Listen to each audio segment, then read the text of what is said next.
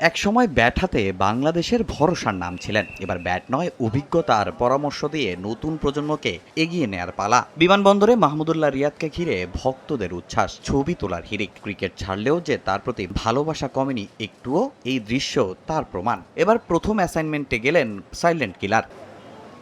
অস্ট্রেলিয়ার মাটিতে জাতীয় দলের ইতিহাস গড়ার লড়াই যখন চলছে, ঠিক তখনই আরও এক বড় স্বপ্ন নিয়ে ক্যাঙ্গারু দেশে গেল বাংলাদেশ এইচপি দল। ডারউইনে টপ অ্যান্ড টি-20 খেলতে দেশ ছেড়েছে রাকিব, সাকলাইন, আবু হায়দাররা। এলপিএল শেষে দলের সঙ্গে যোগ দিয়েছেন রিপন মণ্ডল। এ দলটার মেন্টর মাহমুদুল্লাহ। অভিজ্ঞ এই ক্রিকেটারের পরামর্শে এবার দারুণ কিছু করার স্বপ্ন এইচপির। প্লেয়ার ছিলেন, উনি জানে কখন কি সিচুয়েশন আসে বা ওইরকমভাবে আমাদের ওনার যে এক্সপিরিয়েন্সটা আছে ওইটা শেয়ার করে। সো আমি মনে করি যে ইনশাল্লাহ আমাদের অনেক কাজে আসবে। মাহমুদুল্লাহ রিয়াদ হচ্ছে বাংলাদেশের এক্সাম্পল একজন, তো আসলে তার বহুত এক্সপিরিয়েন্স আছে, তো এই এক্সপিরিয়েন্সগুলো শেয়ার করছে এবং সাথে সাথে ছেলেদের সাথে তার বন্ডিংটা খুবই ভালো এবং সে বিভিন্ন এক্সপিরিয়েন্স দিয়ে তার টেকনিক্যাল নলেজ দিয়ে ছেলেদেরকে গাইড করছে, ব্যাটসম্যানদেরকে।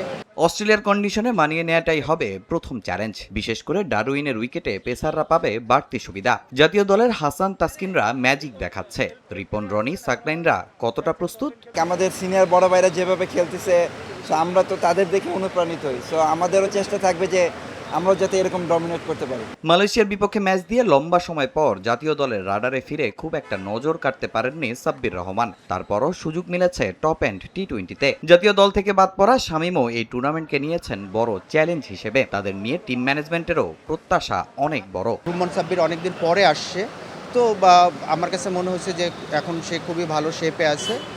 তো আমার কাছে মনে হয় এবং তার দীর্ঘদিনের এক্সপিরিয়েন্স আছে, তো সব কিছু মিলায় আমার কাছে মনে হচ্ছে যে সে ভালো ইম্প্যাক্ট রাখতে পারবে। আমি সবসময় আসলে একই রকম থাকে খেলার, যেটা বলবো ওর যেটা স্টাইল আমরা ওইটা নষ্ট করতে চাই না, এবং ওর যেহেতু ওখানে আগে খেলার অভিজ্ঞতা আছে এবং সে আসলে এইখানে আমার কাছে মনে হয় তার এক্সপিরিয়েন্সটা দিতে পারবে এবং যারা জুনিয়র আছে তাদেরকে সাহায্য করতে পারবে। 21 আগস্ট শুরু হচ্ছে টপ অ্যান্ড টি-20। 22 আগস্ট নেপাল এ দলের বিপক্ষে ম্যাচ দিয়ে মিশন শুরু করবে লাল সবুজ।